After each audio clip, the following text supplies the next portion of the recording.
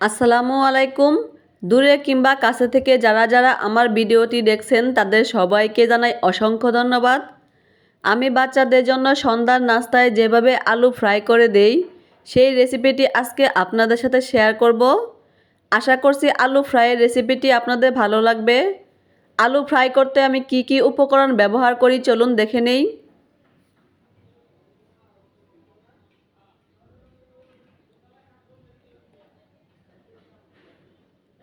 প্রথমে আলুর খোসা ছাড়িয়ে নিয়ে আলু 2 টুকরো করে নিয়েছি। সবগুলো আলু আমি কেটে নিয়েছি, একটা আমি কেটে দেখিয়ে দিচ্ছি। আলুর সাইডে একটু বাদ রেখে আলুর মাঝখান দিয়ে আমি কেটে নেব।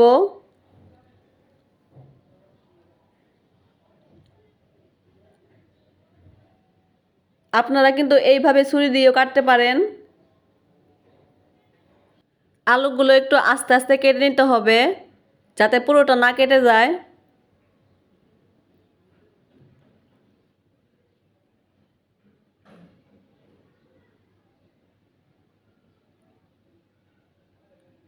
আলুগুলো আমার কাটা হয়ে গেছে।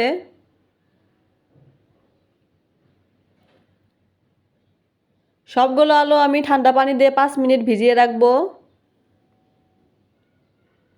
5 মিনিট পর আলুগুলো ধুয়ে ভালো করে পানি ঝরিয়ে নিয়েছি। এখন আলুতে আদা রসুন বাটা, হলুদ মরিচের গুঁড়া, ধনিয়া গুঁড়া, গরম মশলা গুঁড়া আর পরিমাণ মতো লবণ দিয়ে দেব। দিয়ে ভালোভাবে মেখে নেব।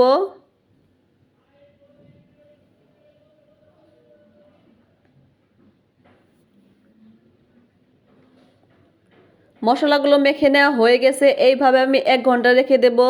আপনাদের হাতে সময় কম থাকলে 30 মিনিট রাখলেও চলবে। এখানে আমি চাউলের গুঁড়ি নিয়েছি, গুঁড়িতে সামান্য লবণ আর সামান্য পরিমাণে মরিচের গুঁড়া মিশিয়ে নিয়েছি। গুঁড়ির উপর 1 পিস আলু দিয়ে দেব। এখন চাউলের গুঁড়িটা ভালোভাবে লাগিয়ে নেব। কাটার ভাজে ভাজে কিন্তু আমি চাউলের গুঁড়িটা ভালোভাবে লাগিয়ে নেব। 1 ঘন্টা পর কিন্তু আলু অনেকটাই সফট হয়ে গেছে। খুব সহজেই ভাজে ভাজে গুঁড়িটা কিন্তু লাগিয়ে নেওয়া যাবে।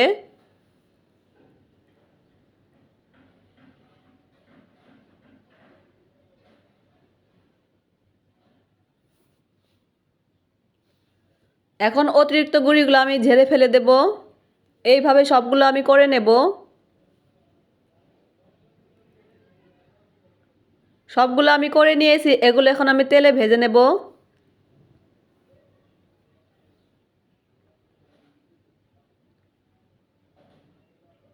কড়াইয়ে সাদা তেল গরম করে নিয়েছি।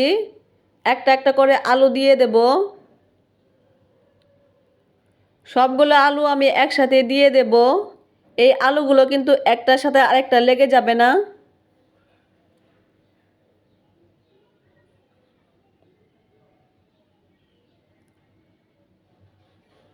চুলার আঁচ কমিয়ে রেখে কিন্তু আলুগুলো আমি ভেজে নেব।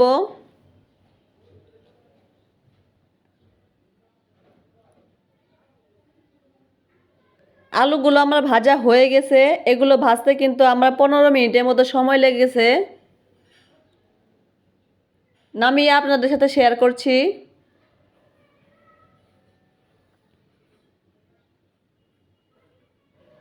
আলুর ফ্রাইগুলো আমি নামিয়ে নিয়েছি। দেখুন দেখতে কতটা সুন্দর হয়েছে। এই ফ্রাইগুলো কিন্তু খেতে কিছু লাগে না, এমনিতেই খাওয়া যায়, কিংবা টমেটো সসের সাথেও আপনারা খেতে পারেন। আমি একটু চাট মশলা উপর দিয়ে দেব। আপনারা দিতে না চাইলে চাট মশলাটা স্কিপ করতে পারেন।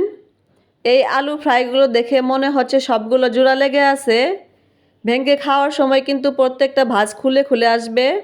আমি একটা ভেঙে দেখিয়ে দিচ্ছি। হালকাভাবে চাপ দিলেই কিন্তু প্রত্যেকটা অংশ খুলে খুলে যাবে। সিম্পলভাবে বানানো আলু ফ্রাইয়ের রেসিপিটি আপনাদের কাছে কেমন লাগলো অবশ্যই আমাকে কমেন্ট করে জানাবেন। ভালো লাগলে ভিডিওতে একটা লাইক দিয়েন, ভিডিওটি শেয়ার করে দিয়েন। আমার রেসিপিগুলো যদি আপনাদের ভালো লেগে থাকে তাহলে আমার চ্যানেলটি সাবস্ক্রাইব করে রাখতে পারেন। ফিরে আসবো আবারও অন্য কোনো ভিডিও নিয়ে। সে পর্যন্ত সবাই ভালো থাকেন, সবাই সবার জন্য দোয়া করেন। আল্লাহ হাফেজ।